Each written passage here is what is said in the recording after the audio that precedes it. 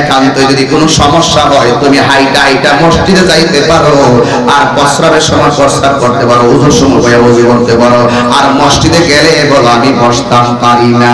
আপনার মনের খবর মুসল্লিরা না জানুক, আমি না জানি, একজন জানে, জবান খুলে বলুন তিনি কে?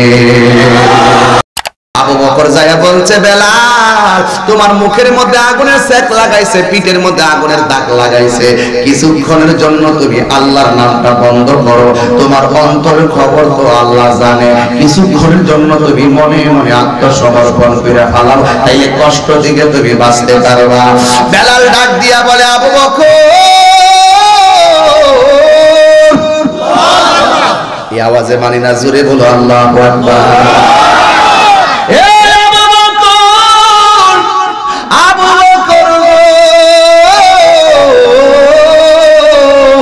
এতক্ষণ আমারে পাথর মারছে, এতক্ষণ আমারে আগুনের দাগ লাগাইছে, আমি ব্যথা পাই নাই, তুমি যে আমারে বলছো কিছুক্ষণের জন্য আল্লাহর নামটা বন্ধ করতাম, আমি বড় ব্যথা পাইছি। তুমি মাটির পাতিলা চিনুনি, মাটির পাতিলা কিনতে গেলে টুকা দিয়া দেখে পাতিলটা ফাটা নাকি ভালো, আমি আল্লাহর প্রেমের বাজারে বিক্রি হইতে এসেছি, ও আমার আগুনের সেক লাগাইয়া দেখতেছে, আমি আমার আল্লাহর নবীর কথা ভালোবাসি।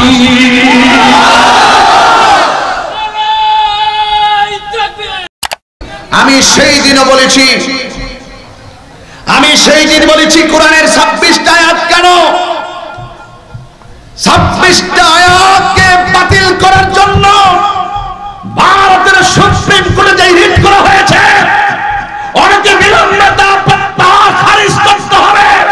শুধুমাত্র তাই নয়, কোরআনের আয়াত কেন একটা অক্ষর, একটা জের জবর পরিবর্তন করার দুঃসাহস যদি কেউ করে, বিশ্বের মুসলিম জনতা কখনো তা বরদাস্ত করবে না, বরদাস্ত করবে না। আপনারা দেখছেন হবিগঞ্জ মিডিয়া, সুন্নিয়তের একটি বিশ্বস্ত প্রতিষ্ঠান। মেরাজের বয়ান করতে গেলেই তো আমাকে নামাজ দিয়া টোকা দিতে হয়। এই যে সত্য, বিগত কয়েকদিন পূর্বে মেরাজের চাঁদ গেল, এই মেরাজের 26 তারিখ দিবাগত রাত্রে আমার আল্লাহ রাব্বুল আলামিন তার বন্ধুকে 5 ওয়াক্ত নামাজ উম্মতের জন্য হাদিয়া দিয়েছে।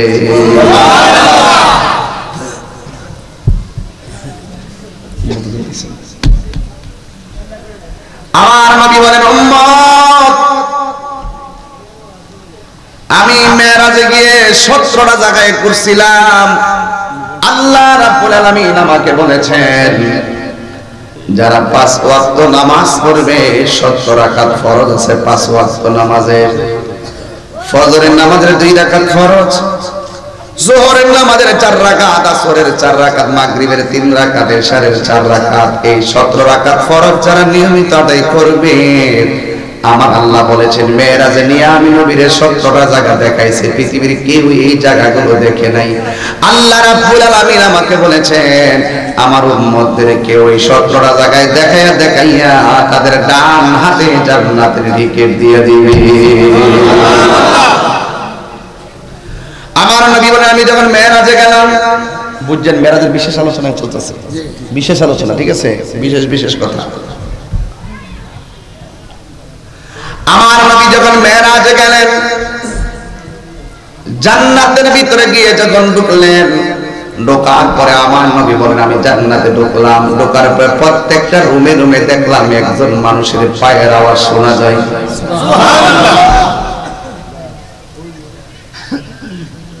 লোকটা চলাফেরা করে দুনিয়ায়,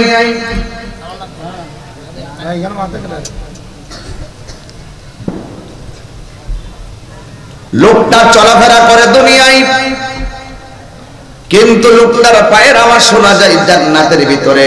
আমার নবীও কেমন নবী, আমার নবী বলেন ইন্নী আরা মা লা তারাউনা, আমি নবী যাহা দেখি তোমরা তা দেখো না। আমার নবী বলেন ইন্নী আসমাউ মা লা তাসমাউন,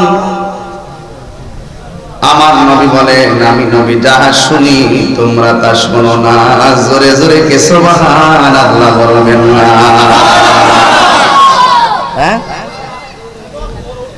এই জন্য আমার বাবারা,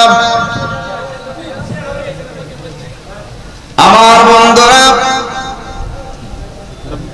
এই যে বইরে গেছে বেশি না মাঠ বইরে যাইব, আমার আল্লাহ রাব্বুল আলামিন বন্ধু নবীরে বেরাজে নিল। নবী জান্নাতে ঢোকার পরে নবী একজনের পায়ের আওয়াজ শুনলেন। আমার নবী কেমন নবী, যেই নবী একজনের পায়ের আওয়াজ শুনলেই বলতে পারে এটা কার পায়ের আওয়াজ। নবীরে আমার আল্লাহ কত সুন্দর মর্যাদা দিল গো।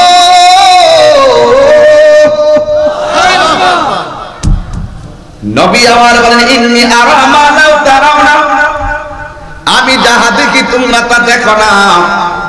এবার আমার নবী বলেন আমি জান্নাতে গিয়া যেই রুমের ভিতরে ঢুকলাম, যত রুমের ভিতরে ঢুকি একজনের পায়ের আওয়াজ, এটা অন্য কেউ না। তার চেহারাটা বেশি ভালো ছিল না, দাঁতগুলা ছিল উঁচা উঁচা, কণ্ঠ ভালো ছিল না, জিহ্বাটা ছিল কাটা। এই লোকটা অন্য কেউ না, তার নাম হইল হযরতে বেলাল। নাম কি? বেলাল। কি বেলাল? তার চেহারাটা ভালো ছিল না, কালো ছিল, জিহ্বাটা আগুনের লোহার আগুন দিয়া সেক মারছিল। অপরাধটা কি ছিল? একটাই অপরাধ ছিল, সে আল্লাহর নামের জিকির করত। তাকে প্রশ্ন করা হয়েছিল, বেলাল তোমার এমন ভাবে আগুন দিয়া দাগ দিতেছি, তুমি কি ব্যথা পাও না? বেলাল বলছিলেন তোমাদের হাজার আগুনের তাপের চাইতে আমার আল্লাহর জিকির আমার কাছে বড় মধুর লাগে। অনেক হৃদয় বিদারক কথা বলতেছে। ডাক দিয়া বলেন তোমাদের হাজার হাজার ব্যথার চাইতে আমার আল্লাহর জিকিরটা আমার কাছে বড় মধুর লাগে। কত মজা পাইছেন আল্লাহর জিকিরে, কত মজা পাইছে নামাজে, কত মজা পাইছে আমার নবীর জিকিরে, দুরুদে সালামে। এবার আমার নবী বলেন বেলাল তুমি কি এমন আমল করো, আমি জান্নাতের ভিতরে গিয়ে তোমার পায়ের আওয়াজ শুনলাম।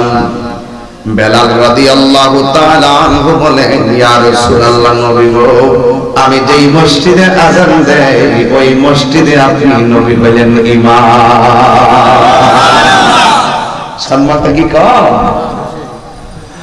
আমি যেই মসজিদে আযান দেই গো নবী,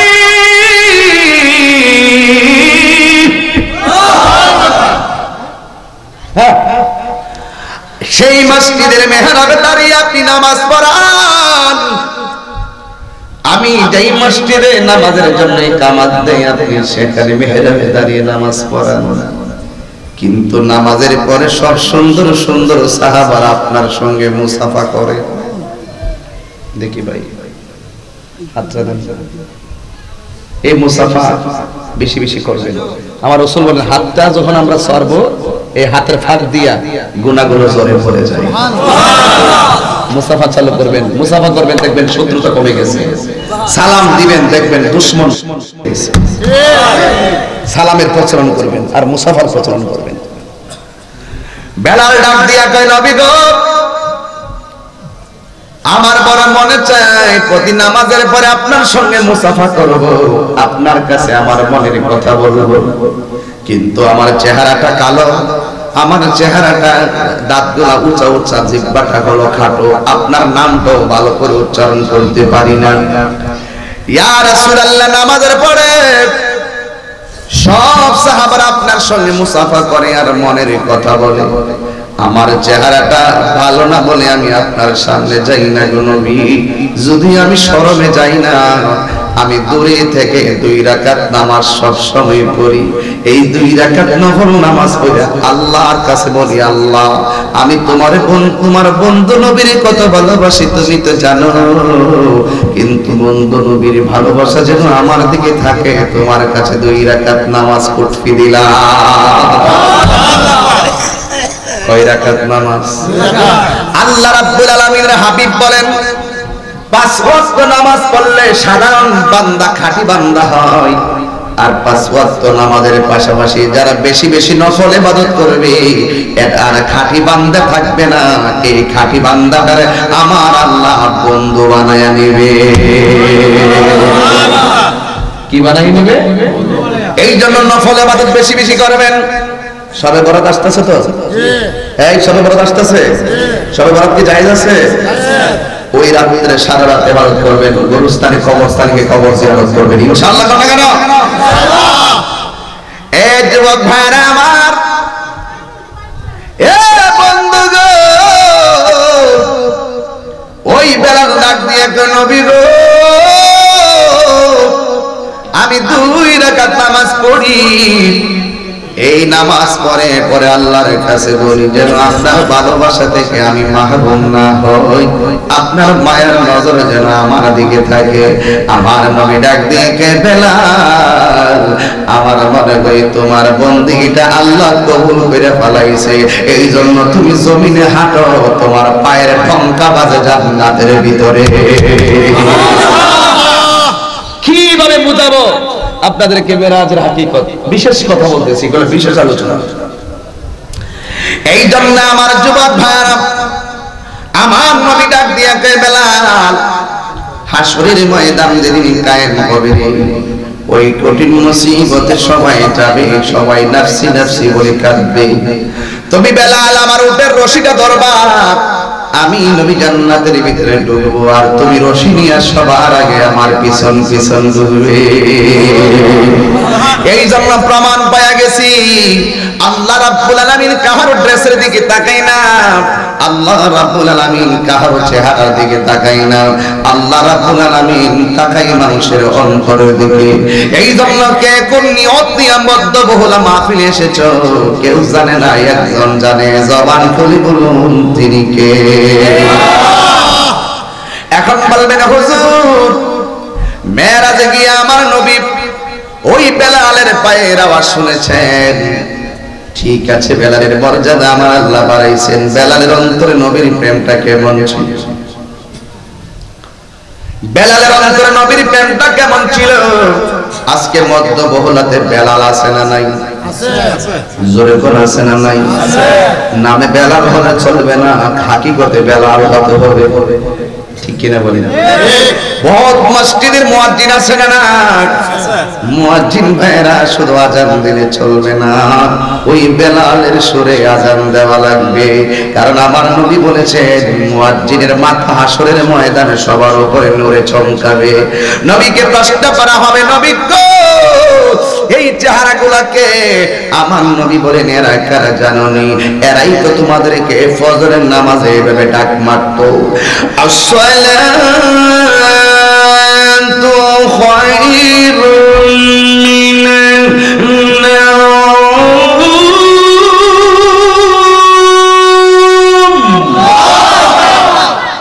এইভাবে তোমাদেরকে ডাক দিত, ঘুম থেকে নামাজ উঠতো, ওরা নিজে ঘুমায় না, তোমাদেরকে ঘুম ভাঙাইতো শব্দটা দিয়া। এরা দুনিয়ার অন্য কেউ না, আজকে হাসরের ময়দানে সবার মাথার উপরে যেই মাথাগুলা দেখতেছো, এই মাথাগুলা হলো দুনিয়ার মুয়াজ্জিনের গোষ্ঠী। দাম আছে না নাই? আজকে মুয়াজ্জিনদেরকে মূল্যায়ন করা হয় না, ইমামদেরকে মূল্যায়ন করা হয় না। দাঁড়ে না, মুয়াজ্জিনকে সম্মান করবেন, কারণ এই মুয়াজ্জিনরা বড় দায়বদ্ধতার দায়িত্ব পালন করে, ইমাম সাহেবরা বড় দায়বদ্ধতায় এই দায়িত্ব পালন করে। অনেকে মনে করে ইমাম সাহেব বড় অভাবী, এই অভাবের তাড়নায় ইমাম মসজিদে নামাজ পড়ায়, এই কথাটা আপনারা ভুল। ইমাম সাহেবরা পেটের দায়ে ইমামতি করে না, ইমাম সাহেবরা ওই নামাজের পতাকাটাকে ধরে রাখার জন্য নামাজের দায়িত্বটা পালন করে। ইমাম সাহেব যেই সুন্দর, ইমাম সাহেব যেই শক্তিশালী, তার সে যদি মনে করতো আমার টাকার দরকার, এই ইমামতি কইরা 5-10 হাজার টাকা পাই মাসে, কিন্তু সে যদি ইচ্ছা করতে অন্য চাকরি করবে, তাইলে তার পক্ষে যেমন বয়স হিসাবে 20 থেকে 30 হাজার টাকা রুজি করার কোনো ব্যাপার না। কথা বলেন ঠিক কিনা? ইমাম সাহেবরা পেটের দায়ে থাকে না, ইমাম সাহেব নামাজ না পড়াইলে পড়াইব কেডা? সমাজ সব গোমরা হয়ে যাবে, সমাজ সব বেঈমান হয়ে যাবে, সমাজ গোমরা হয়ে যাবে। এই জন্য ইমানদার বড় দায়িত্বটা পালন করে। এই জন্য ইমাম সাহেবের সঙ্গে ভালো ব্যবহার দরকার আছে না নাই? এই জন্য আমার নবী বলেন, বেলাল তোমার 2 রাকাত নামাজ আল্লাহ কবুল করে ফেলেছে বৈধ। এই জন্য তুমি দুনিয়ার জমিনে চলো, তোমার পায়ের আওয়াজ আমি জান্নাতের ভিতরে শুনেছি। এই জায়গা থেকে আমি কি পাইলাম? বেলাল কই নবী গো, আমি বিস্তৃতেই আপনার সামনে যাই না, দাঁতগুলা উঁচা উঁচা শরম লাগে, আপনার সামনে যাই না, তাইলে মধ্যবহুলা থেকে বেলালের সঙ্গে একটা সুর লাগাই দেন না, নবী গো টাকার অভাবে মদিনায় যাইতে পারি না। এই যে সুরটা মিলাই দেন, নবী গো টাকার অভাবে মদিনায় যাইতে পারি না, কিন্তু নবী গো আপনার নামটা যখন শুনি তখন মনে মানে না, ও নবী টাকার অভাবে মদিনায় যাইতে পারি না বলে সুরটা মিলাইয়া দেন। দেখবেন আপনি মধ্যবহুলা এরি ক্ষেত থেকে নবীরে এমনি একটা ডাক দিয়েছেন, বাঙ্গা করে বসে বসে নবীরে এমন বলে মায়ার সুরে ডাক দিয়েছেন। আল্লাহর কসম করে বলি, তুমি যদি নবীরে এমন ভাবে ভাঙ্গা করে বসে ডাকটা দাও, আমার আল্লাহ বন্ধুর দিদার দেওয়াইয়া দিতে পারে কি পারে না?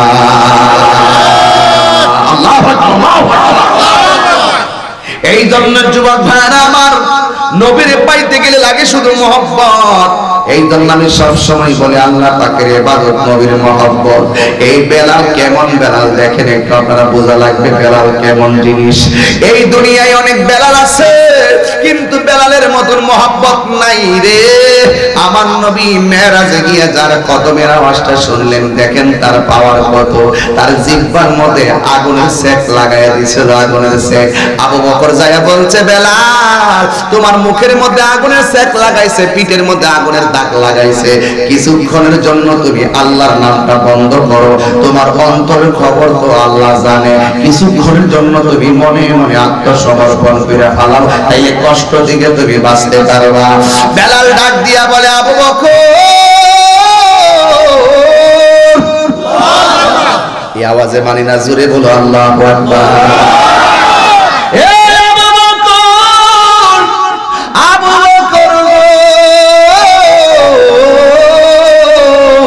এতক্ষণ আমারে পাথর মারছে, এতক্ষণ আমারে আগুনের দাগ লাগাইছে, আমি ব্যথা পাই নাই, তুমি যে আমারে বলছো কিছুক্ষণের জন্য আল্লাহর নামটা বন্ধ করতাম, আমি বড় ব্যথা পাইছি। তুমি মাটির পাতিলা চিনুনি, মাটির পাতিলা কিনতে গেলে টুকা দিয়া দেখে পাতিলাটা ফাটা নাকি ভালো, আমি আল্লাহর প্রেমের বাজারে বিক্রি হইতে এসেছি, ওরা আমার আগুনে সেক লাগাইয়া দেখতেছে, আমি আমার আল্লাহর নবীর কথা ভালোবাসি।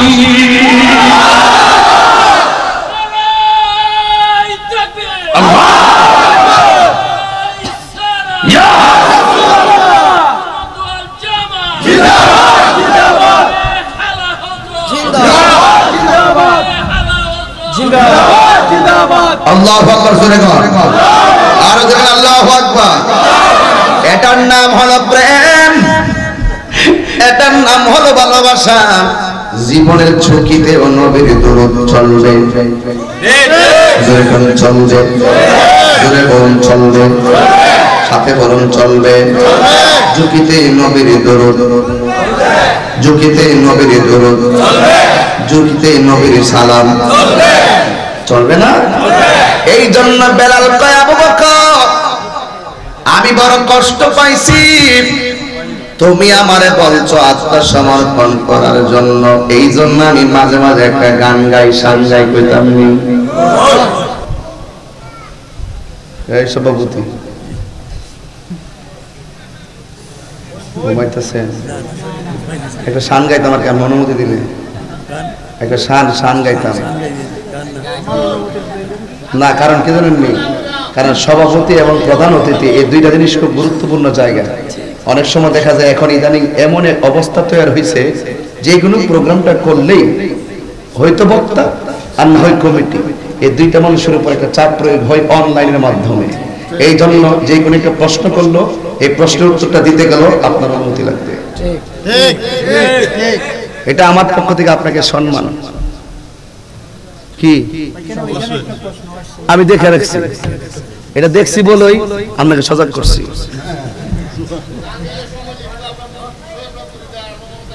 বাজান শান না, এটা না, এটা বাবারে, এটা না, এটা না। আমি যেটা বলছিলাম এটা শান, এটাই ঈমান। 2 লাইন ছন্দের ভিতরে 2 ঘন্টার ওয়াজের প্রেম পাওয়া যায়। বাবা তাহিরি কঠিন ভাষায় ওয়াজ করে না, তাহিরি মনের ভাষায় ওয়াজ করে। কঠিন ভাষায় ওয়াজ করলে কোরআন শিবলাইলাম হইলে আর তাহা কি করলাম হইলে সিগার টিগা সেটিং করলাম হইলে একটু পরে দেখলে সব উঠে গেছে। ঠিক কিনা? 67 জন হুজুর মিল্লা। বাবা বসেন, বুঝছি আমি বাজান, বুঝছি, বসেন। কইবেন নিশ্চয়ই, পরে বললেন হন না। কোনটা এটা বাবা?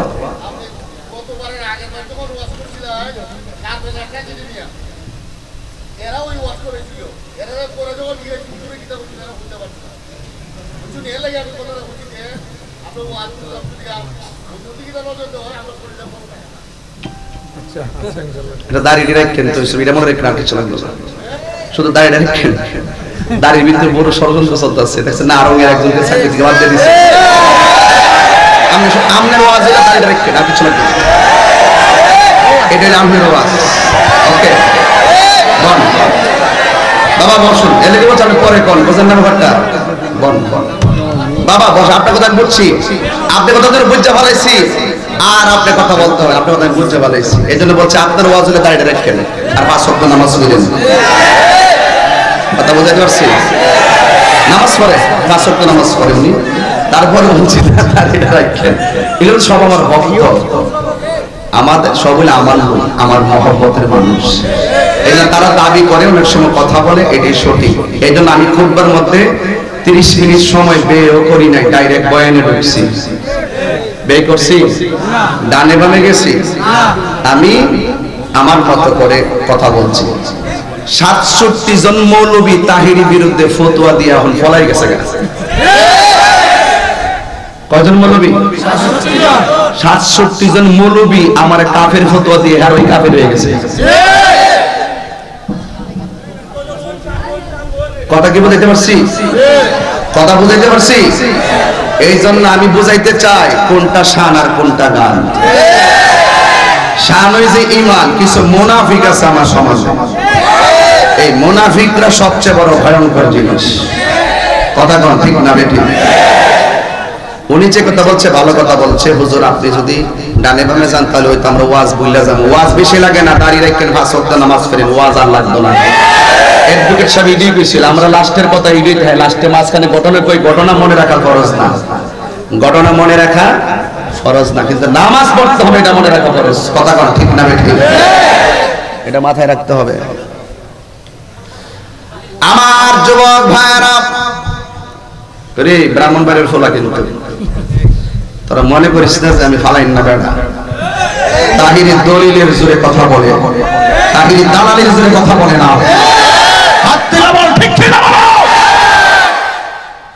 ঠান্ডা মাথায় ওয়াজ করি, দুর্বল মনে করো না।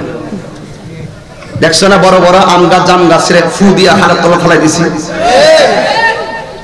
চ্যালেঞ্জ দিছে, চ্যালেঞ্জ গ্রহণ করছে, এখন ফলাই গেছে। এই জন্য বলছে দালালির জোরে কথা হবে না, দলিলের জোরে কথা হবে। এই জন্য বাবা দিরা আমার, আমি বলতে চেয়েছিলাম নবীর শান, নবীর গান। জামাত এবং কওমি যারা তারা বলে গান, আমরা বলি শান।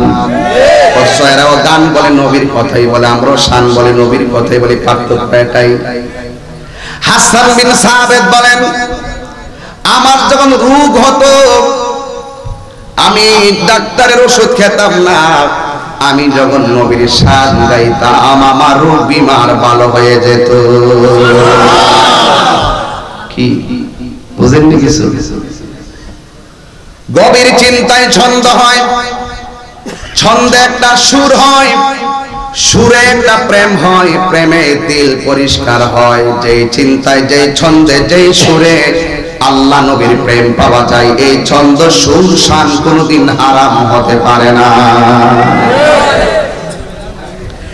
এই জন্য বাবা দিরা আমার অনুরোধ করে বলি, আমার নবী আপনার নবী রহমাতুল লিল আলামিন যখন তিনি শেষ জীবনে চলে গেলেন, নবী আমার ইন্তিকালের বিছানায় যখন শুয়ে গেলেন, আয়েশা সিদ্দিকাকে ডাক দিয়া বলছিল, আয়েশা, ও আয়েশা, আমার ঘরের কোনায় একটা মিসওয়াক আছে, মিসওয়াকটা আমাকে এনে দাও। আয়েশা সিদ্দিকা বলেন, আমি বেলালের কথা বলতেছি। এখান থেকে শুরু করলাম। প্রেম কি জিনিস শুরুতেই বুঝায় গেছি যে এই লোকটা ফরজের পাশাপাশি 2 রাকাত নফল নামাজ পড়ে আল্লাহকে রাজি করাইয়া তার পায়ের আওয়াজ জান্নাতে ডঙ্কা বাজে। যেই লোকটা আযান দিলে তার ইশকের আওয়াজটা আরশে আজিমে ধাক্কা লাগে। এই প্রেমের সন্ধান যতক্ষণ পর্যন্ত বুঝবে না ততক্ষণ পর্যন্ত ঈমানের স্বাদ পাবে না। ঠিক কিনা বলে? গলার বড় সাউন্ড করলে আর সাজিমে যাবে না। কোটি টাকা দিয়া বাহাদুরি করলেই আল্লাহ পাওয়া যাবে না। ঈমানের পাওয়ার এমন একটা পাওয়ার, ঈমানের শক্তি এমন একটা শক্তি, তাদের চোখের ভিতরে আমার আল্লাহ এমন একটা রহমতের নূর দিয়া দেয়, এই নূরের আলোতে আল্লাহর ওলিরা দেখার ক্ষমতা আছে না নাই? এই কথাটা আমি বুঝাইতে চেয়েছিলাম যুবক ভাইরা আমার। আল্লাহ রাব্বুল আলামিনের হাবিব বলেন, ও আল্লাহর হাবিব বলেন, আয়েশা আমাকে মিসওয়াকটা দাও। জীবনের শেষ সময় নবী 3টা কথা বলছেন। 1 নম্বর হলো আমার ঘরের কোণার মধ্যে কিছু অর্থ আছে, অর্থগুলো বের করো। 2 নম্বর কথা বলছে আমার মিসওয়াকটা দাও। 3 নম্বর বলছে আয়েশা সালাত সালাত সালাত। আয়েশা রে নামাজ নামাজ নামাজ। এই হাতটার কত ওজন, এই ওজনটা হুসাইন মুসলমান ছাড়া কেউ বুঝবে না। এই জন্য বলি ঘটনা মনে রাখা ফরজ না। গতবারে কারবালার ওয়াজের ঘটনা যদি মনে না থাকে কোনো অসুবিধা নাই, কিন্তু চেতনা যদি লালন করে তাইলেই চলবে। কিছু কিছু ঘটনা মূলত চেতনা, কারবালার ঘটনা মূলত ঘটনা ছিল না। কারবালার ঘটনা মূলত একটা চেতনা। এই চেতনা হলো কোন চেতনা জানোনি? যে জীবন দিব কিন্তু ঈমান দিব না। শুধু এটা মনে রাখলে চলবে। পাবলিকে যে ওয়াজ শুনে যদি মানতো আর বক্তাই না ওয়াজ করার দরকার ছিল না। কথা বলেন না কেন? এই জন্য বলছিলাম আমার নবীকে আয়েশা সালাত, আয়েশা মিসওয়াকটা দাও। আয়েশা সিদ্দিকা রাদিয়াল্লাহু তাআলা বলেন, আল্লাহর হাবিবের মিসওয়াক মুবারকটা শক্ত ছিল। নবী আমার নিজে যদি মিসওয়াক করে ব্যথা পাবে, নবী আমার ঠোঁট মুবারক দিয়ে নাড়াইতে পারে না। আমার নবী আয়েশা সিদ্দিকার উরু মুবারকের মধ্যে মাথা মুবারকটা রাখলেন। রাখার পরে আয়েশা সিদ্দিকা বলেন, আমার নবীর মিসওয়াকটা আমি মুখের মধ্যে নিয়ে নরম করতে গেলাম। ওই নরম করতে যাইয়া আমি যখন মিসওয়াকটা একটু কামড় দিলাম, নবীর মিসওয়াকের গোড়া থেকে একটা থুতু মুবারক ঝরলো। আয়েশা সিদ্দিকা বলেন, নবীর ওই মিসওয়াক মুবারক থেকে যে পানিটা চললো আমার জিহ্বার মধ্যে সেই থুতু মুবারকটা লাগলো। জীবনে আমি কত পানি পান করলাম, জীবনে কত খাবার আমি খাইলাম, কিন্তু আল্লাহর হাবিবের থুতু মুবারকের মতো এত মজা লাগে না। আল্লাহু আকবার।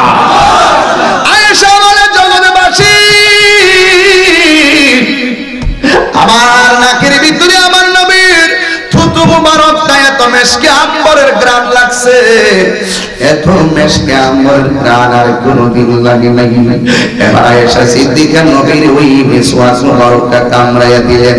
আমার সমাজের ভিতরে স্বামীর মিসওয়াকটা পরিষ্কার করে দিব দূরের কথা, স্বামীর ব্রাশ দিয়া নিজেও ব্রাশ করে না, স্বামীর গামছাটা নিজেও ব্যবহার করে না, কই জীবাণু হবে। আরে না না, রহিমা আয়ুব নবীর পিঠের মধ্যে জিহ্বাটা লাগাইয়া লাগাইয়া এতগুলা কিরা জিহ্বা দিয়া টেনে বের করেছে। এই জন্য বলছি বেশি ওয়াজ লাগে না, এই কথাগুলো মানতে হবে। হুন্না লিবাসুল লাকুম ওয়া আনতুম লিবাসুল লাহুন্না।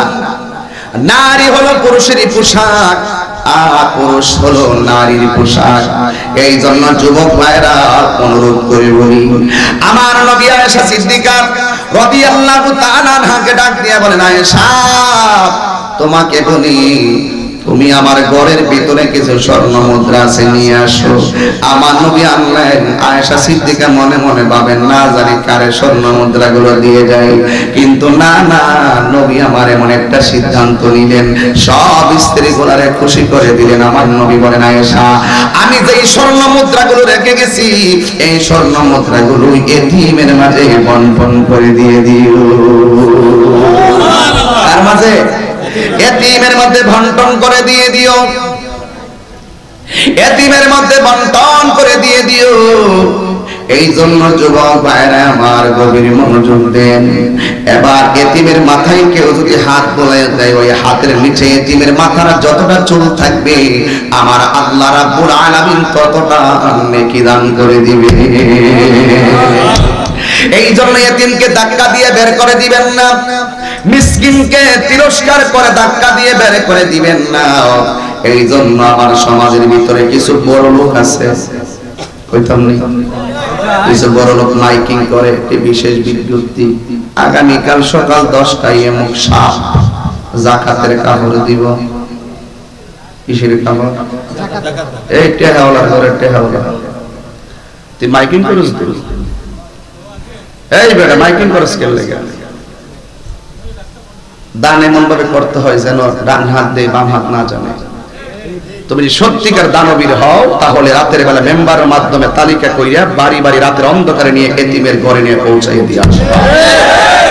সকালবেলা সে কাপড়টা পরলে সে সবাই তার মনে একটা আনন্দ থাকবে যে টাকাটা আমি নিজে কিনেছি, একটা নিজের মাঝে একটা লাজুকতা থাকবে না তার মাঝে। আর আমার দেশের ভিতরে এবার যাকাতের কাপড় দিয়ে 70 টাকার শাড়ি, একদিন বললে পরের দিন কাপড় হয়ে যায়, একদিন বললে পরের দিন কি হয়ে যায়? নষ্ট হয়ে যায়। এও আবার সুদের টাকা লাভ বেশি হইলে আসলটি আর ঠিক না। কথা কোন ঠিক কিনা বলেন? সুদের টাকা যেই ব্যক্তি হারামের টাকা দিয়া সওয়াবের আশা করবে তার ডাবল গুনাহ হবে। আর সুদ করে আমি জীবনে মূল্যায়ন করি না। এই সুদখোরের কারণে সমাজের গরিব আরো গরিব হইতেছে। এই দেশে বড় লোকদের যে টাকা আছে, ওই বড় লোকরা যদি টাকাগুলো সুষম বন্টন নীতির আলোকে যাকাত নিশ্চিত করত, তাহলে আমার সমাজে গরিব আর গরিব থাকতো না। কথা বলেন ঠিক না? গরিবের অধিকার গরিবরে দেয়, আর বড় বড় সাফার আওয়াজ করে, বড় বড় হামতাম করে। এই জন্য সুদ করে আমাদের সে কিছু অভ্যাস, আমরা অভ্যাস কিছু খারাপ আছে। আমরা টাকা থেকে ডাক্কা এনে আব্বা ডাক্কা মসজিদের সভাপতি বানাই। কথা কোন ঠিক না বেটি? এই সুদখোর সভাপতি হতে পারবে না। এই সুদখোরকে মসজিদের সভাপতি বানানো যাবে না, কারণ মসজিদ কার ঘর? এখানে তার দেখতে হবে কোন লোকটা নিয়মিত নামাজ পড়ে, কোন লোকটা নিয়মিত নবীর মহব্বত তার হৃদয়ে ধারণ করে। এই লোকটা যদি গাছতলায় বাস করে, ওই লোকটাই হবে মসজিদের সভাপতি। হাত তুলে বলো ঠিক কি না বলো? সুদখোরকে মসজিদের সভাপতি বানাইবেন না।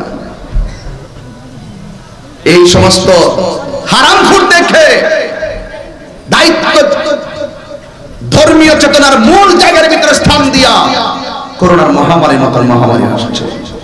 জোহারুল ফাসাদু মিনাল বাররি ওয়াল বাহরি বিমা কাসাবাত আইদিন নাস।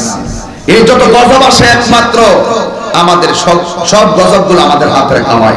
আমরা অন্যায় করতে করতে করতে করতে এমন অন্যায় করছি, আল্লাহ সন্তুষ্ট হয়ে গেছে, আমাদেরকে করোনা দিয়া সারা বিশ্ববাসীকে আল্লাহ স্তব্ধ করে দিয়েছে। এই জন্য সুদখোর কোন জায়গার সভাপতি হতে পারবে না। সুদখোরের কোন নেতাগিরি নাই, সুদখোরের কোন ইমামতি নাই, সুদখোরের কোন বক্তাগিরি নাই, সুদখোরের কোন বিশ্বাসগিরি নাই। সুদ খাওয়া হারাম। আমার নবী বলেন, যারা সুদ খায়, সুদ যারা খাবে তার 70টা গুনাহ হবে। এর মধ্যে সর্বনিম্ন গুনাহ হলো নিজের মায়ের সঙ্গে জিনা করা। আর জোরে কোন নাউজুবিল্লাহ। এখন দেখবেন অনেক সুদ করে শরীরে আগুন লেগে যাইব, অসুবিধা কি? তোমার মায়ের লগে জিনা করা, এটা জানো যদি তুমি খাও আর বাচ্চা দুজকে যাও। আল্লাহ রাব্বুল আলামিন বলেন, আল্লাহুল বাইআ ওয়া হারামার রিবা।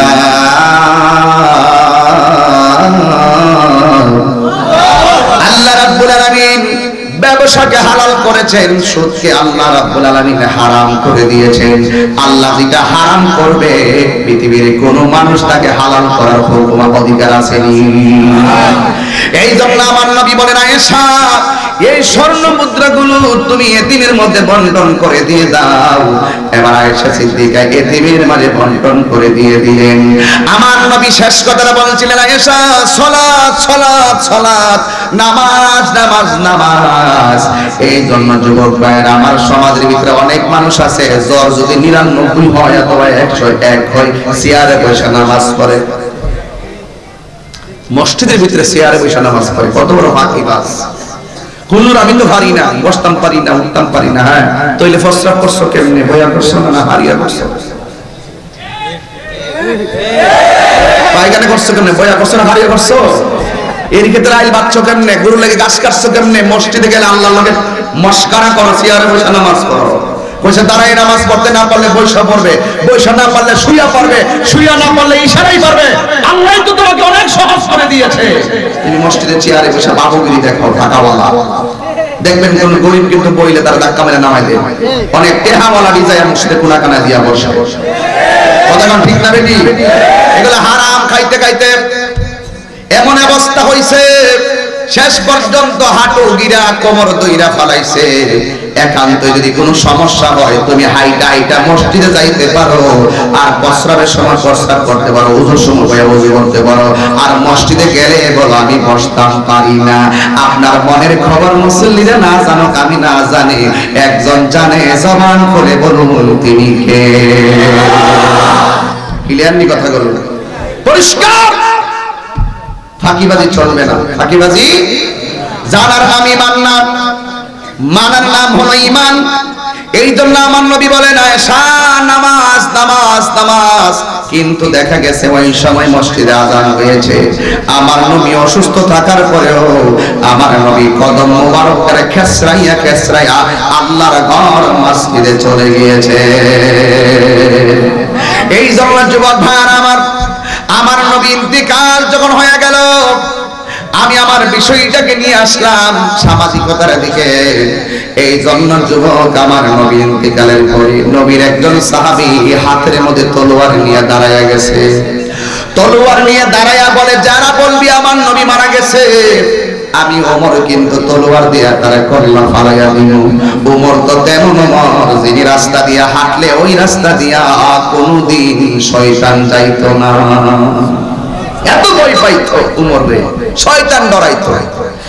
এই জন্য আমার যুবক ভাইরা অনুরোধ করে বলি, আমার নবীর ইন্তিকালের পরে তখন আমার নবী যখন ওফাত মুবারক হলো, ওমর রাদিয়াল্লাহু তাআলা হাতের মধ্যে একটা তলোয়ার নিয়ে দাঁড়াইলেন।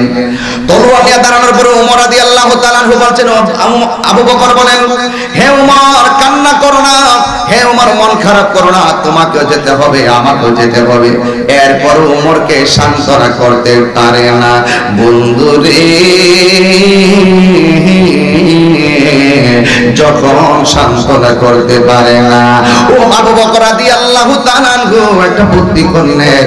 যখন তার সামনে কোরআন তেলাওয়াত করা শুরু করলেন, ওমর আগুন থেকে পানি হয়ে গেছে।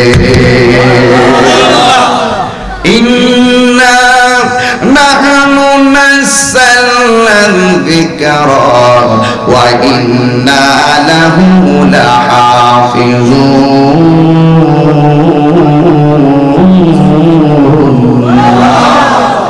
আল্লাহ রাব্বুল আলামিন বলেন, নিশ্চয়ই আমি কোরআনকে নাজিল করেছি, কোরআনকে হেফাজতের দায়িত্ব আমি আল্লাহ কাউকে দেই নাই। জবান খুলে বলুন, কোরআনকে হেফাজতের দায়িত্ব কার হাতে? আমি শুনেছি ভারত নাকি কোরআন থেকে 26টা আয়াতকে বাতিল করার জন্য সুপ্রিম কোর্টে রিট করেছে। এই সুপ্রিম কোর্টে কোরআনের 26টা আয়াতকে রিট করতে গিয়ে কোটি কোটি মুসলমানদের হৃদয়ে আঘাত করেছে। কথা বলেন ঠিক কিনা? আরো জোরে বলো ঠিক কিনা বলো। এই জন্য যুবক ভাইরা ঘুমিয়ে থাকলে চলবে না, যুবক ভাইরা ঘুমিয়ে থাকলে চলবে না। যার যার জায়গা থেকে প্রতিবাদ করতে হবে। আমরা দেখব যে কখন কোরআনের বিরুদ্ধে ষড়যন্ত্র হয়, কখনো ইসলামের বিরুদ্ধে ষড়যন্ত্র হয়, এই দুইটা নবীর বিরুদ্ধে ষড়যন্ত্র হয়, কখন আল্লাহর বিরুদ্ধে কটূক্তি করা হয়। এই চারটা জায়গায় তারা আঘাত করে কথা বলবে, আমরা কোনোদিন কাউকে ছাড় দিয়ে কথা বলবো না, ঠিক কিনা বলে? রাজি আছি না নাই বলে? যার যার জায়গা থেকে প্রতিবাদ করুন, রক্ষা করার মালিক কে?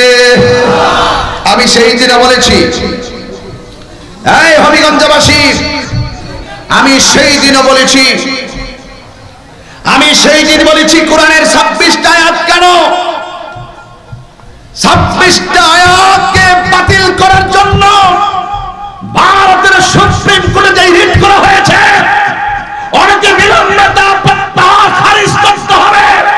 শুধুমাত্র তাই নয়, কোরআনের আয়াত কেন একটা অক্ষর, একটা জের জবর পরিবর্তন করার দুঃসাহস যদি কেউ করে, বিশ্বের মুসলিম জনতা কখনো তা বরদাস্ত করবে না, বরদাস্ত করবে না।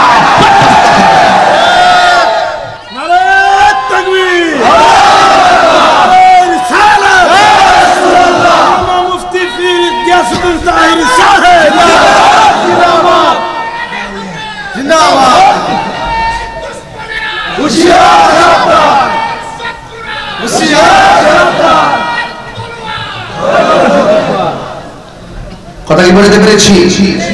কোরআনের বিরুদ্ধে ষড়যন্ত্র করে এত স্পর্শাকার এই কোরআন লৌহে মাহফুজে অঙ্কিত করে রেখেছেন কে? সেই কোরআনের আয়াতকে বাতিলের জন্য কত বড় কলিজা দেখছেন? এই মুসলমান জাগ্রত হতে হবে, মুসলমানকে জাগ্রত হতে হবে, বিবেককে জাগ্রত করতে হবে। আমার ধর্ম, আমার ইসলাম, আমার কোরআন, আমার নবী, আমার মহান মনিব, এই জায়গায় যদি কেউ আঘাত করে কথা বলে আর কেউ যদি নীরব থাকে, তাহলে বুঝতে হবে সে বোবা শয়তান, ঠিক কিনা বলেন? এই জন্য যুবক ভাইয়ের আমার, আমি বলছিলাম ওমর রাদিয়াল্লাহু তাআলা আনহুর সামনে কোরআন পড়লেন, ওমর রাদিয়াল্লাহু তাআলা আনহু ঠান্ডা হয়ে গেলেন। তার মানে প্রমাণ হয়ে গেল কোরআন তেলাওয়াত এমন একটা কোরআন, যে কোরআন পড়লে মানুষের অন্তর ঠান্ডা শান্তি হয়ে যায়। কথা বলেন ঠিক কিনা? এই জন্য আমার বাবাজিরা, আমার মুরব্বীরা, আমার ভাইয়েরা, গভীর মনোযোগ। আল্লাহ রাব্বুল আলামিন কোরআনুল কারীমের মধ্যে সুন্দর ভাষায় তিনি বলে দিয়েছেন, যালিকাল কিতাবু লা রাইবা ফীহি হুদাল লিল মুত্তাকিন। এই কোরআন হলো এমন একটা কোরআন যার মধ্যে কোনো যাররা পরিমাণ সন্দেহ নাই। কিন্তু সবচেয়ে বড় একটা সমস্যা কথা হলো জানেন কি? উমর, আমার নবী যখন দুনিয়ায় পর্দার আড়াল হলেন, নবীকে দাফন করার পরে মসজিদে আযান বন্ধ। কি ব্যাপার, কি ব্যাপার, আযান কেন বন্ধ হয়ে গেল? ওই যে মেরাজে যাইয়া আমার নবী যার কদমের আওয়াজগুলো জান্নাতের ভিতরে শুনেছেন, ওই বেলাল মসজিদে ছাত্রী সাইরা কোথায় যেন গোপন হয়ে গেছে। অনেকগুলা মানুষ তাকে রাস্তায় জিজ্ঞাসা করে, তুমি কোথায় যাও? ওই আমি কোথায় যাবো? মদিনার রাস্তা যখন দেখি, ওই রাস্তাগুলো ঠিকই আছে, কিন্তু নবী যে রাস্তা দিয়ে হাইটা আসতেন, ওই নবীজির কথা মনে হয়ে যায়।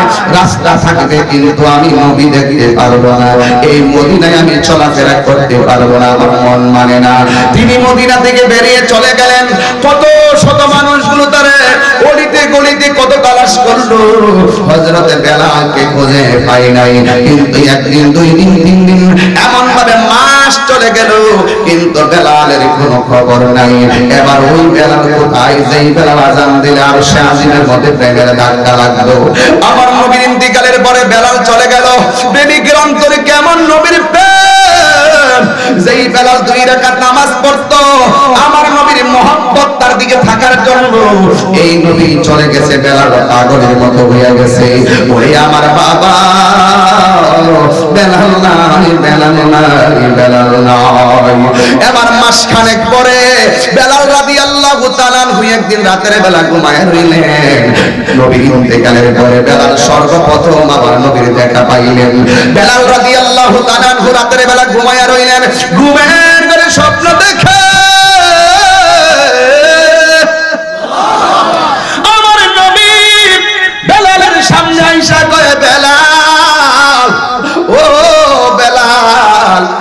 বেলাল তুমি কোথায়, তুমি এখানে চলে এসেছো, তুমি কি আমারে দেখার মনে হয় না?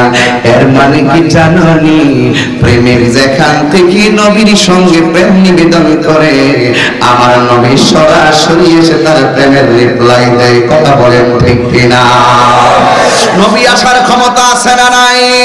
নবীকে ক্ষমতা দিয়েছে কে? এই জন্য আমার নবী, আপনার নবী বলে বেলাল তুমি কি আমাকে দেখার মনে হয় না? এই কথা বলার পরে আচ্ছা বলেন তো, এই মুহূর্তে যদি কেউ নবীকে স্বপ্ন দেখেন, দুনিয়াদারি আপনার কাছে ভালো লাগবে না? এই মুহূর্তে কেউ যদি আপনারা নবীর স্বপ্ন দেখেন, বাড়ি গাড়ি আপনার ভালো লাগবে না? নবীর নূরের ঝলক এমন একটা প্রেমের ফলক, যারা একবার দেখছে দুনিয়াদারি আর ভালো লাগে না।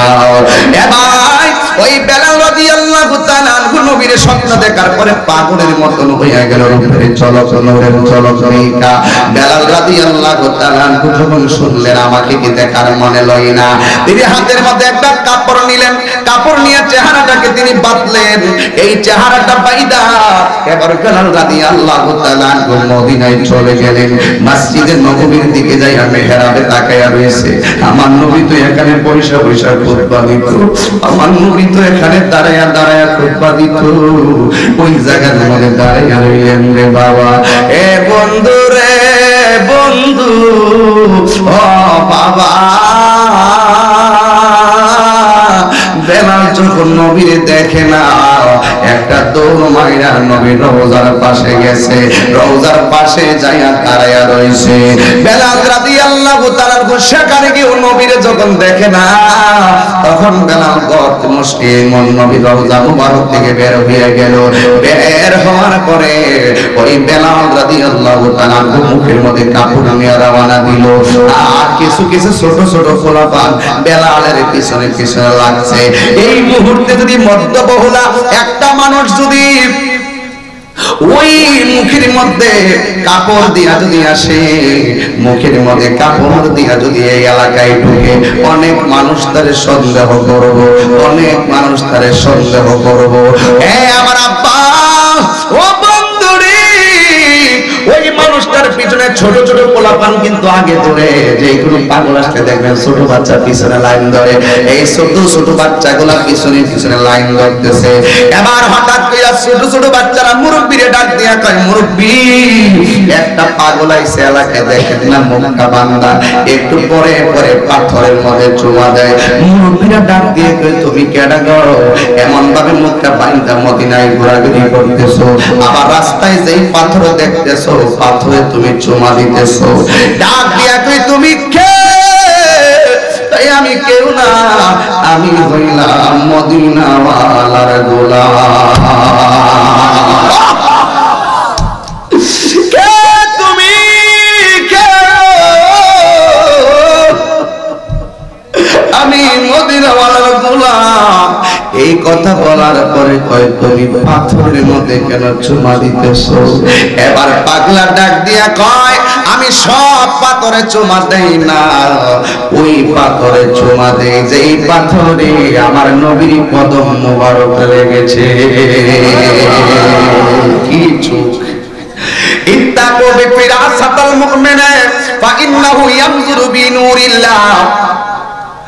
আল্লাহর প্রেমিকদের চোখের মধ্যে আল্লাহ এমন একটা নূর দেয়, যে নূরের আলোতে ওরা দেখার ক্ষমতা আছে না নাই? এই বলি আল্লাহর কথা বললে একদল মানুষের শরীরে বিষ লেগে জায়গা ঠিক। ওলি আল্লাহর কথা, নবীর শান শুনলেই কলিজায় আগুন ধরে যায়।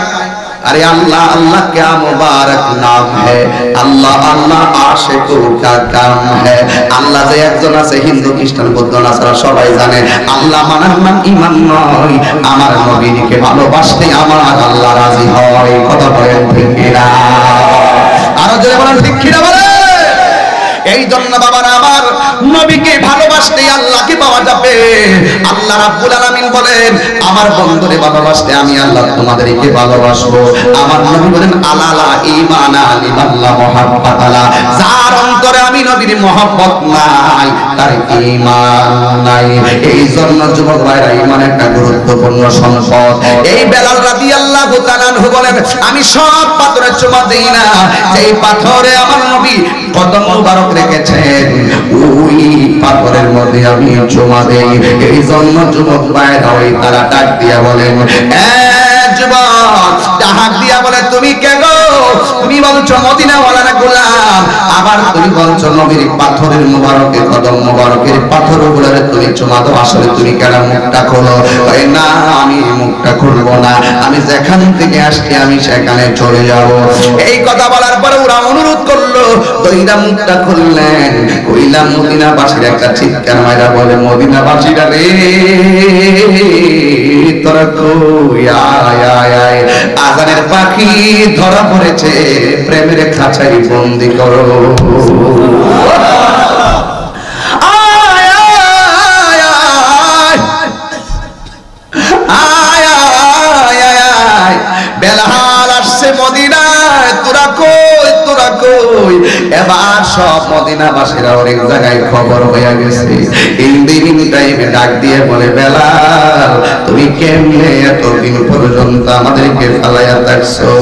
এ বেলাল তুমি কেমনে আমাদেরকে ফালাইয়া থাকছো? বেলাল তুমি কিন্তু আর মদিনা ছেড়ে যাইতে পারবে না। বেলাল রাদিয়াল্লাহু তাআলা আনহু বলে আমারে বাধা দিও না, আমি যাব, আমার জায়গা আমি চলে যাব। এই মদিনায় আমার থাকা সম্ভব না, রাস্তায় আছে কিন্তু নবী দেখা যায় না, আমি মানতে পারি না। স্মৃতিগুলা দেখলে আমার নবীর কথাই মনে হলে কলিজাটা বাগ বাগ হয়ে যায়। আরে বাবা মহব্বত কারে কয় শুনো, আমার নবীকে এমনি কইছিনি তার পায়ের আওয়াজ মেরাজে যায় জান্নাতের ভিতরে ঢুকতে পারছি, শুনতে পারছি। এবার ডাক দিয়ে বলে আমার আটকে রাখো না। আরেকদল মুসল্লি দাঁড়ায় গেছে, তারা বাধা দিও না। বেলাল ঠিক আছে আপনার শান্তি যেখানে লাগে আপনি সেখানে চলে যান, কিন্তু আমাদের ছোট একটা দাবি রাখবেন। কই কি ওই মেহেরবানি করে একটা বার মদিনার আকাশে আযান দিয়া যান। আর জোরে জোরে বলুন সুবহানাল্লাহ।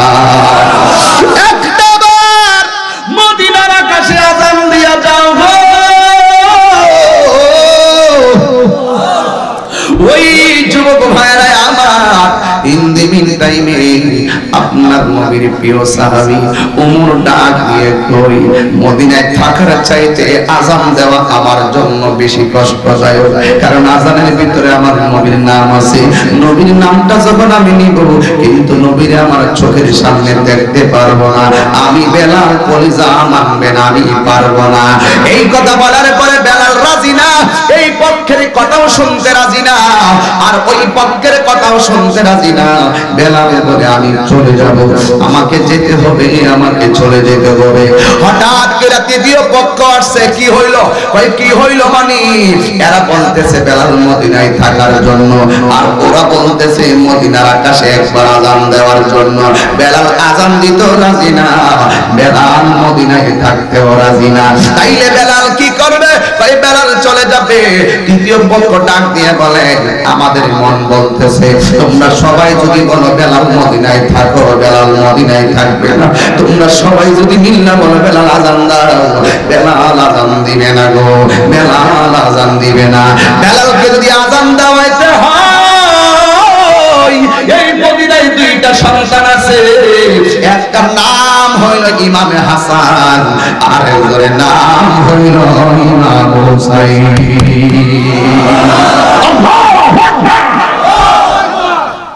এই জন্য আমার যুবক ভাই, আমার নবীর প্রিয় নাতি দুইজন, একজন ইমাম হাসান রাদিয়াল্লাহু তাআলা আনহু, আর একজন ইমাম হুসাইন রাদিয়াল্লাহু তাআলা আনহু। দুইজনকে ডাইকা আনা হলো। আয়েশা ডাক দিয়ে কয় নবীর নাতি, ও নবীর প্রাণের দুলাল, ও ফাতেমার কলিজার টুকরা দুধে দুলাল জান্নাতের সরদার দই আপনাদের কাছে একটা কথা হলো আমরা সবাই মিলে বলছি বেলাল আযান দিতে কিন্তু বেলাল আযান দেয় না বেলাল মদিনা থাকতে বেলাল মদিনায় থাকে না এখন আমরা বললাম আপনি একটা বার বলেন না বেলালকে আযান দেওয়ার জন্য ভাই হুসাইন রাদিয়াল্লাহু তাআলা সর্বপ্রথম তার সামনে আসলেন আয়েশা ডাক দিয়া বলে ও আযানের পাখি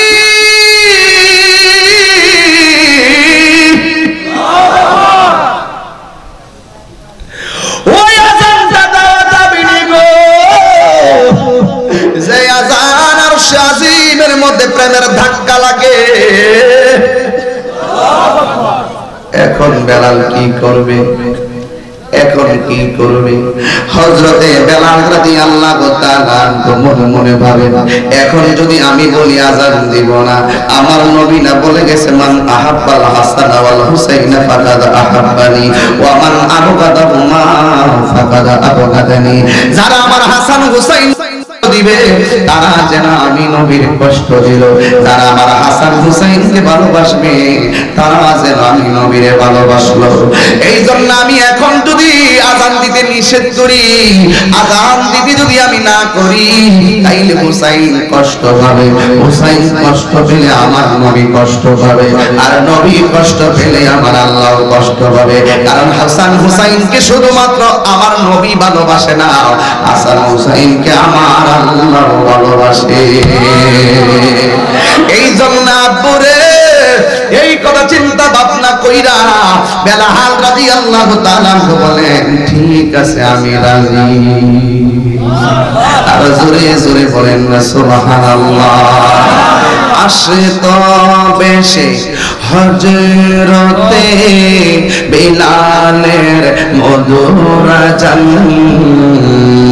সেই আযানে ছিল এত প্রেম মুগ্ধ রহমান দয়াল নবীর পিছে নামাজ পড়লে কেমন হতো দয়াল নবীর পিছে নামাজ পড়লে কেমন হতো দুনায়নে রাসূল পাক দেখলে কেমন হতো দুনায়নে রাসূল পাক দেখলে কেমন হতো জন্ম আমার নবীর যুগে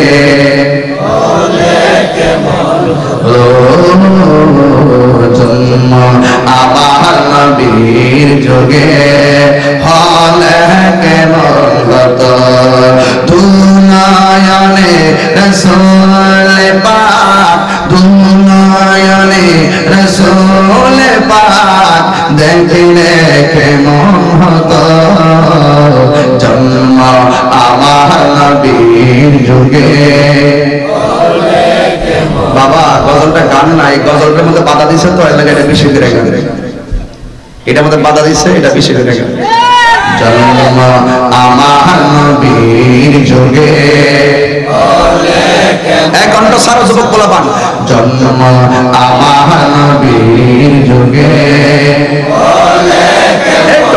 দুনায়নে রাসূল পাক দুনায়নে রাসূল পাক দেখলে কেমন হতো জন্ম আমার নবীর যুগে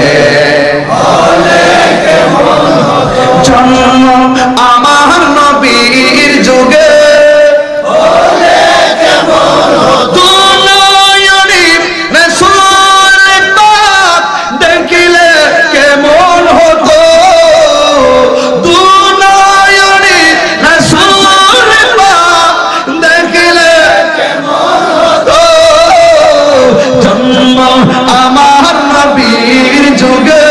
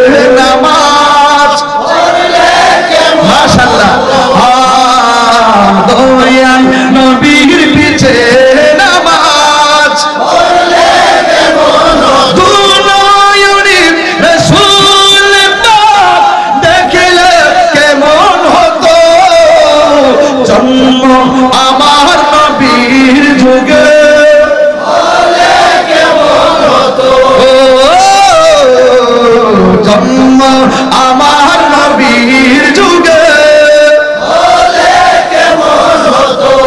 নবীর যুগে জন্ম হলে কেমন হতো?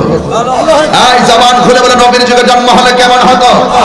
এই হবিগঞ্জবাসী, আমি দায়িত্বহীন কণ্ঠে বলতে চাই, আমি চ্যালেঞ্জ করে বলতে চাই, আমি ইমানি চিত্তে বলতে চাই, নবীর যুগে যদি আমার জন্ম হতো আমি নবীর পিছনে দাঁড়িয়ে নামাজ পড়তাম।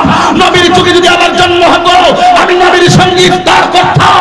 নবীর যুগে যদি আমার এটা হলো আমাদের ইমানের কথা। এটা কিসের কথা? ইমানের কথা। এই জন্য আমরা নবীকে দেখি নাই, কিন্তু নবীর নাম শুনলে আমাদের কণ্ঠে একটা প্রেম জেগে ওঠে। কথা বলেন ঠিক কিনা? আমরা যখন নবীর শানগুলো বলি, আমি কিন্তু একটা কথা তো আমাকে ভেঙে দিতে হয়, একটা কথা আপনাদেরকে একটু জানাই দিতে হয়। হ্যাঁ সরি, বেলাল রাদিয়াল্লাহু তাআলা আযান দিবে, মুরব্বীরা লাইন ধরছে, মহিলা লাইন ধরছে, ছোট্ট পোলাপান লাইন ধরছে। মুরব্বীরা মসজিদের পাশে, মহিলারা তাদের অবস্থানে, আর ছোট্ট পোলাপান গুলো মসজিদের কাছেও না দূরেও না মাঠেও, ওরা দৌড়াই গেছে নবীর রওজার কাছে। আর বেলাল রাদিয়াল্লাহু তাআলা আযান দিবে। দেখেন ঘটনা কত জটিল। মহিলারা মহিলার জায়গা, পুরুষ পুরুষের জায়গা। আজকে মাহফিলে মহিলারা মহিলার জায়গা, পুরুষ পুরুষের জায়গায়, আর ছোট্ট বাচ্চারা আছে সামনে। এই যে স্টেজে বসে রয়েছে, এই ছোট্ট বাচ্চা মুরব্বীর উপরে উঠে বয়ে রয়েছে, এই ছোট্ট বাচ্চা মুরব্বীর বেড়ার উপরে উঠে বয়ে রয়েছে। এখন এরা যদি কোন যায় বেড়া মুরব্বীর সামনে বইলে কি লেগে যায়, আপনি বলতে পারবেন না। মসজিদে দাঁড়াইছে একটা 17 বছরের ছেলে, আর আপনার বয়স 80 বছর, আপনি ওই ছেলেটাকে ধাক্কা মেরে পিছনে ফেলায় আপনি নামাজ পড়তে পারবেন না। কারণ এটা প্রেমের জায়গা। প্রেমের জায়গায় সিনিয়র আর জুনিয়র নাই। কথা বলেন ঠিক না? কি বলেন? মসজিদের সামনে বসছে 17 বছরের ছেলে। ধন্যবাদ। আপনি কি তাকে ফেলে দিয়ে পিছনে ধাক্কা মেরে নামাজ পড়তে পারবেন? এই জন্য দেখেন এখানে বসছে, এখানে সিনিয়র জুনিয়র নাই। এটা হলো নবীর প্রেমের বাগান। এই বাগানে সিনিয়র জুনিয়র না, সব হলো আশিক। কথা বলেন ঠিক কিনা বলেন? তো ওই মুরব্বীরা মুরব্বীর জায়গায়, পোলাপানগুলো মুরব্বীদের সাথে, কিন্তু আপনার এই যে কি যে বলে ছোট ছোট পোলাপানগুলো আমার নবীর রওজা মুবারকের পাশে। সুবহানাল্লাহ বলবেন? আর যখন আল্লাহু আকবার। যে কথাটা বলতে চেয়েছিলাম, ইদানিং একটা কথা আমাকে স্টেজে আসার পরও একজন বলছেন যে হুজুর আপনার বিষয়ে অনেক ধরনের আনাগোনা হয় এলাকায়। আর আনাগোনা হওয়ার পরে কিন্তু আমি হবিগঞ্জে আসি নাই, এই প্রথম কিন্তু আসছি। আমার ব্যাপারে একটা আনাগোনা হয়, আমাকে একই যুগে অনেক উলামায়ে কেরাম আমাকে মুশরিকের ফতোয়া দিয়েছে, কাফেরের ফতোয়া দিয়েছে। কিসের কারণে? আমি একটা খাজা গরিবে নওয়াজের শান গাইছিলাম। এই কারণে আল্লাহর দন রাসূলকে দিয়ে গেলেন, আল্লাহ গায়েব হয়ে রাসূলের দন খাজা পায়া শুয়ে আছে আজমিরে, কেউ ফিরে না খালি হাতে, খাজা তোমার। এটা কি নতুন গান না পুরান গান? কয় বছর আগের গান? তো তাহিরি বেলা ফতোয়া কি লাগে? হেরা কি তাদের দোলাবাই লাগে? হ্যাঁ, তাহিরি বেলা ফতোয়া কেন? সারা বছর যেটা চলতেছে শুধুমাত্র তাহিরি বিরুদ্ধে ফতোয়া দিবা? আচ্ছা যাই হোক, অসুবিধা নাই, দিছে, অসুবিধা নাই। তারা বলতেছে আল্লাহর দন রাসূলকে দিয়া আল্লাহ বলে ফকির হয়ে গেছে। এটা অপব্যাখ্যা করছে পাবলিকের সামনে। আমি বলছি আল্লাহ গেছে গায়েব হইয়া। আচ্ছা আল্লাহর কি দেখা যায়? বেহেশত কি দেখা যায়? রুজুক দেখা যায়? যেটা দেখা যায় এই তো গায়েব বলে মনে করে আমরা ছাত্র জীবন থেকে তো হয়েছি, ঠিক না? এরপরে যদি গায়েবের ব্যাপারে কোন ধরনের ব্যাখ্যা থাকে আমাকে তারা দিবে, আর নাইলে আমি তাদেরকে দিব। কথা কোন ঠিক কিনা? তা আমরা কোরআনে পড়ছি, কোরআনে লেখা আছে, আয় বন্ধু আপনি বলে দেন আমি বলি না যে আমার কাছে আল্লাহর ধনভাণ্ডার আছে। এটা কোরআনের আয়াত। সমস্ত ধনভাণ্ডারের মালিক কে? আল্লাহ।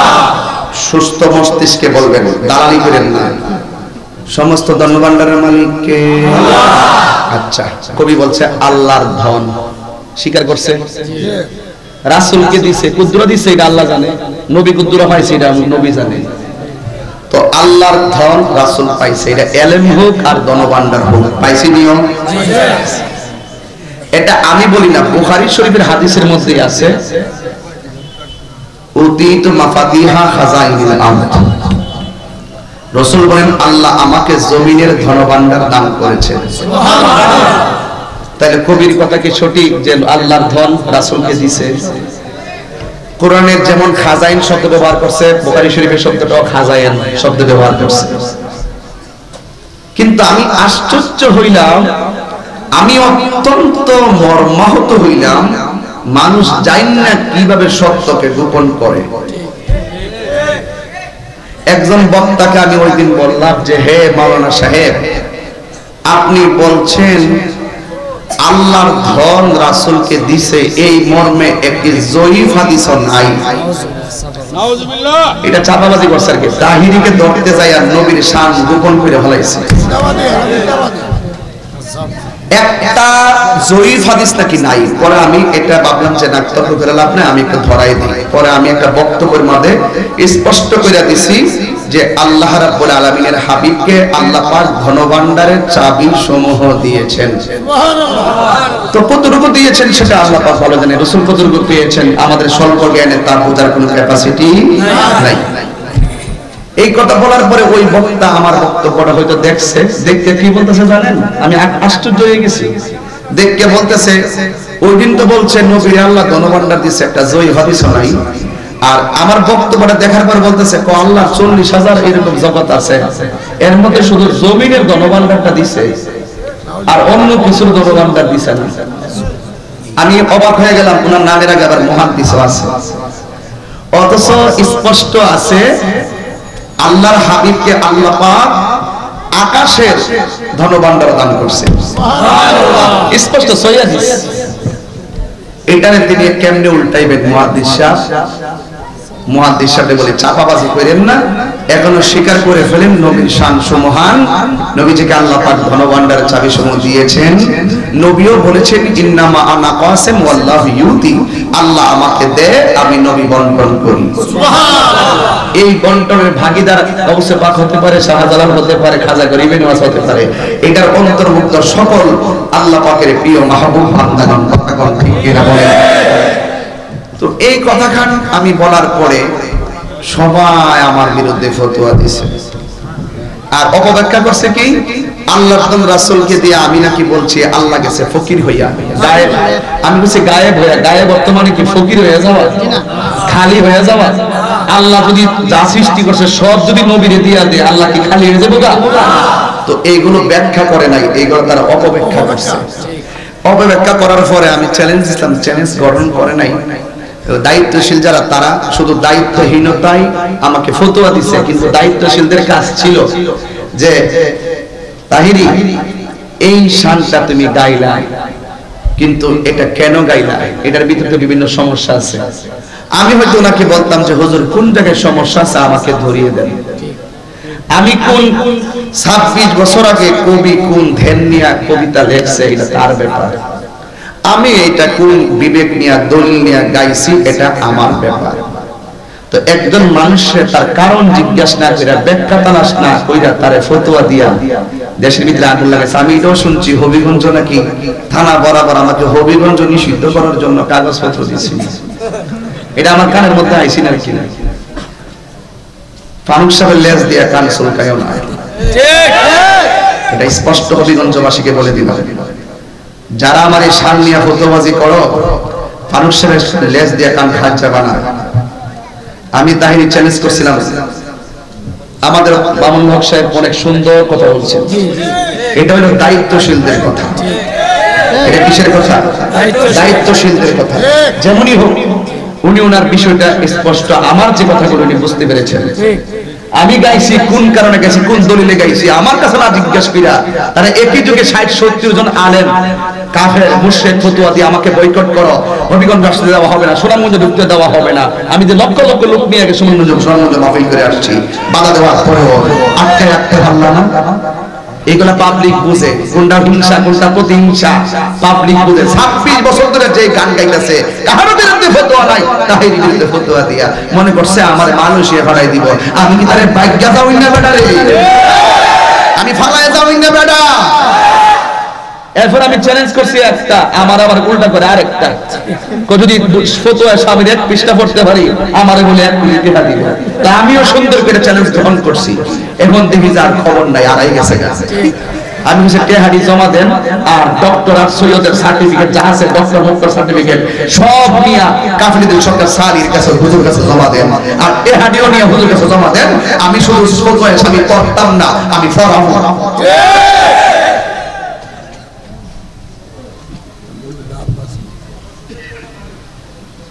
চ্যালেঞ্জ করে আবার আমারে বলে, আমারে কি কয়, বাড়িঘর বিক্রি করলে বলে আমার 10 লাখ টাকা হইতে হবে।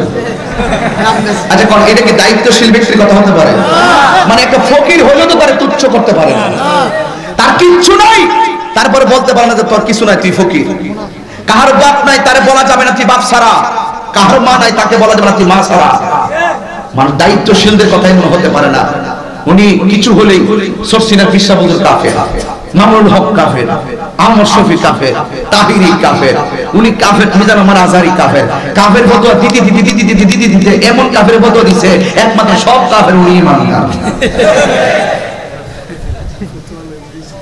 এজন্য আমি বলছি তাদের ফতোয়া আমার কাছে কলা ফালা।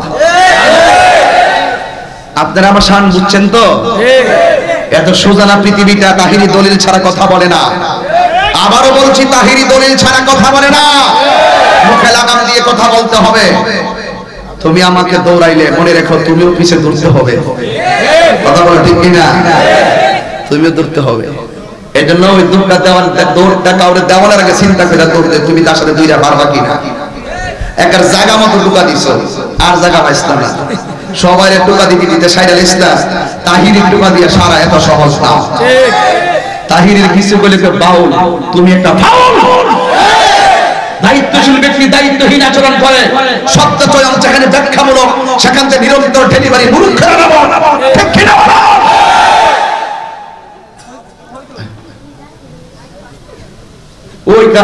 আমি চ্যালেঞ্জ করবো, আমার ছাত্র চ্যালেঞ্জ গ্রহণ করছে। ছাত্র যেই ছাত্রের কোনো সার্টিফিকেটই নেই,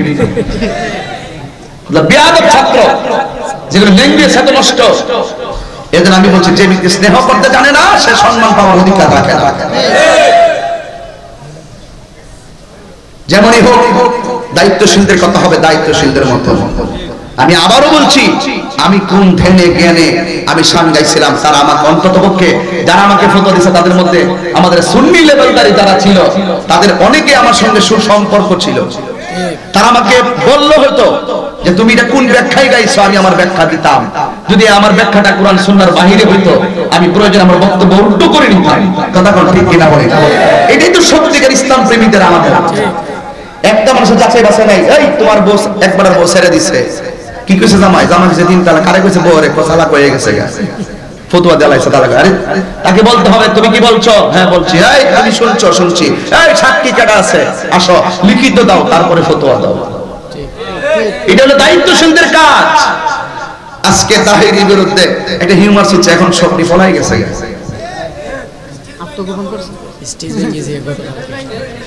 আমি তো ওদের মনে করছি মাইক কলারে বুঝি ফতোয়া দিয়ে দেবে। এখন ওই দিন দেখলাম স্টেজে ভাঙ্গে পড়ছে, আমি বলছি ফ্রেন্ডার যে বানছে আর বুঝি ফতোয়া দিয়ে দিবে যে তুই কাফের হয়ে গেছিস। এগুলো বন্ধ করেন, সম্মানটা ধরে রাখেন। ময়দানে সব আলেমদের প্রয়োজন আছে। কথা কোন ঠিক না বেঠিক?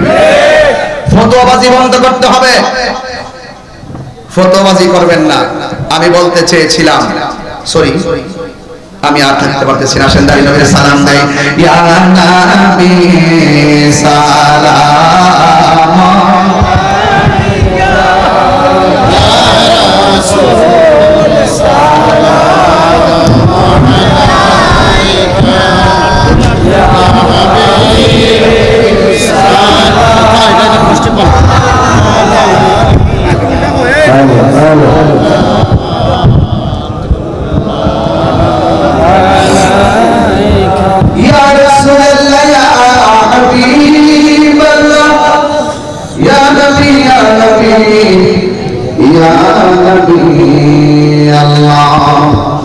আমাদের মনের বেদনা বুঝাইলে কে বুঝে না, শোনাইলে কে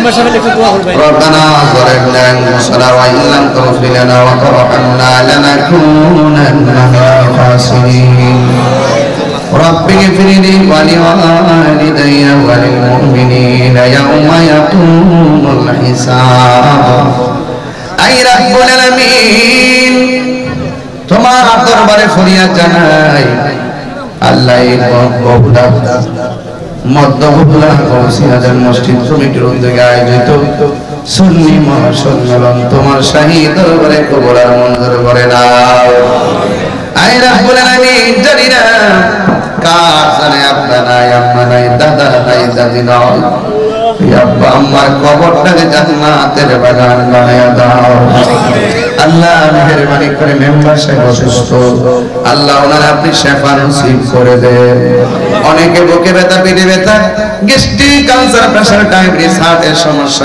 আল্লাহ দুনিয়ার ডাক্তার কবিরাজ বুঝি না দয়াল নবীর তোফায়েলের বিমা তুমি ভালো করে দাও আয় রব্বুল আলামিন মেহেরবান খোদা তোমার দরবারে ফরিয়াদ জানাই আল্লাহ তুমি আমাদের আব্বা আম্মার জীবনের গুনাহগুলি maaf করে দাও জীবনে একবার মদিনা যাওয়ার তৌফিক দাও মদিনায় যদি যাইতে না পারি স্বপ্নে নবীর দিদার নসিব করে দাও আমিন আয় রব্বুল আলামিন মাবুদ এই মাহফিল কমিটিদের হায়াতে বরকত দিয়া দাও আল্লাহ সেলিম মিয়া তারা পরজন হারাইছে আল্লাহ মেহেরবানি করে মা বাবা মায়ের কুল বাবার কুল যারা কবরে চলে গেছে আল্লাহ ওই কবরটাকে জান্নাতের বাগান বানায়া দাও মরিয়া গেছে আল্লাহ ও আল্লাহ যাদের মা বাবা